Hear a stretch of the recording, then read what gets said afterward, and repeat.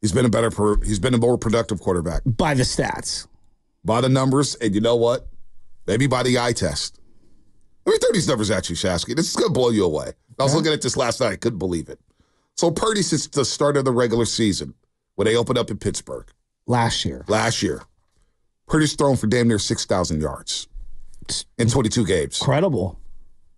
40 touchdown passes, 15 picks, completion percentage 68%, rating 109.3. I mean, it's been great. Then you add the 271 yards on the ground, another 2 touchdowns. Phenomenal. Patrick Mahomes in 21 games since the start of the regular season because he sat out the last week of the season. Patrick Mahomes, only 33 touchdown passes, 20 interceptions, 91.8 quarterback rating, 67% completion percentage. I mean, the regular season, the numbers are, I'm like, what?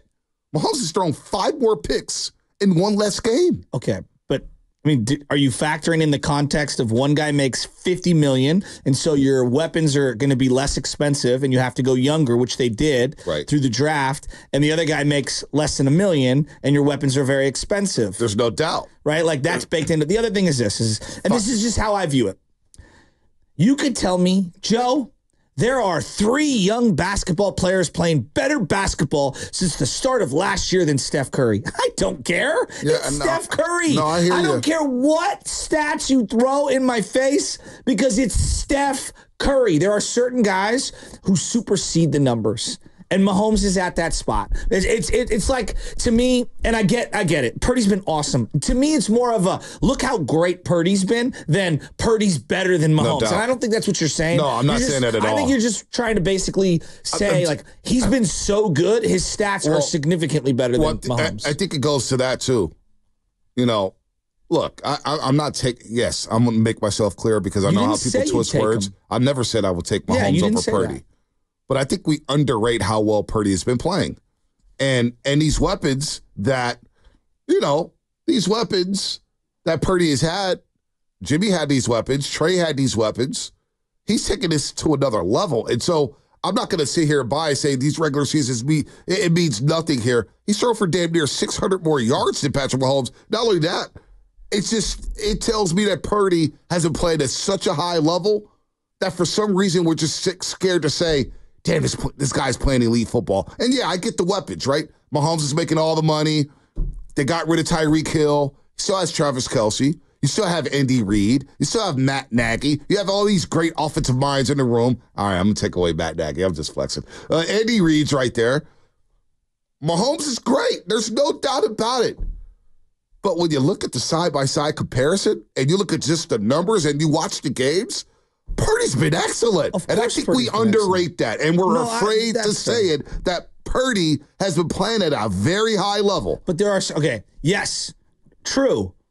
But there are certain people where I just don't, the stats are irrelevant. Like Shohei Ohtani. You referenced Shohei Ohtani. And I'm like, I don't need to see stats to know he's freaking awesome. Now, does that data back it up? Of course it backs it up. Here's what I know. Patrick Mahomes, in back-to-back years, won the Super Bowl. Patrick Mahomes, in back-to-back years, was down 10 in the second half of both of those Super Bowls and won the Super Bowl. No doubt. Patrick Mahomes is one of the greatest players the sport has ever seen. There's no doubt. I think in real time, I'm already ready to pass the baton from Brady to him. I'm not ready. And he's not even 30. Let's chill on that. Let's chill. Okay, I mean, I get that point of view. But you know, when people say the weapons that Purdy had, this is why we wanted to see the L.A. Rams game. What did Purdy do without all those weapons in the L.A. Rams game? He looked really good, but it was damn near a perfect game. But they lost. Yeah, but it was damn near a perfect game. They lost, I agree. But it wasn't on him. We came out of that game saying, damn, Purdy was excellent. Look at Jawad Jennings having a career day. Wow. Who's he throwing to here? Threw a perfect dive to Ronnie Bell. He drops it. Drops it with his chest. So I think the question's kind of been asked with Purdy without weapons, can he still function as a quarterback? We had a small sample size. He functioned very well as a quarterback. Who's a young, Jamal Murray. Let's just use Jamal Murray as an example. Like, your heart is into the Steph Curry thing, right? Would you agree? Absolutely. If I came in here with a bunch of data, it's like, Jamal Murray's actually been the better player for the last 2 years, you'd laugh at me. Steph has been the better player, though. We see Jamal in the playoffs. I'm just saying, if I had data that supported that the numbers when he's on the floor were significantly better, you'd say, yeah, but it's Steph Curry and he's Jamal Murray. But you see but also Jamal Murray's playing with probably the best player in the league. Okay, then maybe I take away Jamal Murray. So Jokic has been awesome. And I'm not saying, look, again, I want to make it clear. Pick the guy that you want to pick. Okay, Jalen Brunson. If I said to you, Jalen Brunson, I'm just saying, like, just think of what we sound like. If I came in here to a Warrior market and I was like, Jalen Brunson's better than Steph Curry, look at the numbers. People would be like, it's Steph Curry. Yeah, no, it's the raw data. I get it. But all I'm saying is we don't give Brock Purdy enough credit. As we look at this Super Bowl, as we look at this quarterback matchup, the numbers have been excellent. And so the Chiefs' defense has been really, really good.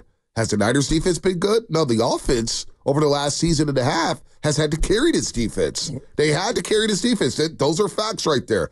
I get Mahomes as a generational talent. He is. I'm not saying I will take anybody over Patrick Mahomes. I want to make myself clear. By the way, Jimmy did have CMC.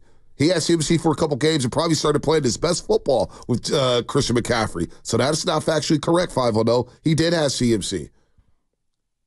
Brock Purdy, what he has done, I think we underrate what he's done as we're going into this big game. And we keep talking about Mahomes and Andy Reid and Kelsey and how great Kansas City is. Well, you know what? For the first time in a long time, the Niners may have their quarterback. They may have their quarterback. And so you want to factor in the weapons? Okay, great. We can factor in the weapons all the time. We pick and choose when we do this stuff, right? But Brock Purdy has shown, with weapons or without weapons, the guy's pretty damn good. I agree with that. But it just blows me away that, hold on, real quick. It just blows me in the way that the raw data, because all the fantasy football heads will tell you, we take Mahomes in the 5th round or 4th round of the fantasy football draft. I could wait on Brock Purdy in the 4th round and get better production. It's kind of fascinating to me. I mean, fantasy football is a whole nother weapon. It's a whole nother algorithm because Matt Stafford for years was a fantasy god. No doubt. And everyone was like, yeah, he's never won a playoff game. You know what I mean? So I don't know. But I would say this is that me personally, I don't see a lot of people just that I talk football with that are like, Purdy sucks. Most people are like, yeah, Purdy's really good. Now, do they think he's as good as the numbers that you reference? Probably not. Probably people sleep on that to that degree. I think most normal fans think he's really good. I would hope so. I still have a segment of friends saying, we just don't know yet. As in, we don't know what? We don't know if he's worth the $60 million or the $50 million or whatnot. That's a different question. You know what I'm saying? Well, but it's just, that's where we're going to have to start basing this off of. Is he playing as well as a guy who's making $50 million a year? Well, I'm just saying, Purdy is playing as well as a guy making $50 million a year. It's hard to say it. It's hard to compartmentalize, but Purdy has played as well as a guy who's making $50 million a season over the last season and a half. Who's making $50 million? Deshaun Watson, who sucks, and Tua, who is always hurt, okay, and had a monster year last year. A monster year statistically. Playing a lot better than those guys.